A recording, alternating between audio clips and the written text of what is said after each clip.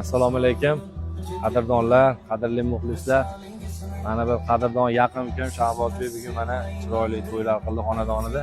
Kela bir xizmat qildik. Muhammadxon ukam mana shogirdim. Muhammadxonni ham taklif qilgandi, albatta kela chiroyli o'z hissalarini qo'shib, mehmonlarning ko'nglini olishga harakat qilyapti. Muhammadxonni ham davraga taklif qilamiz. Marhamat.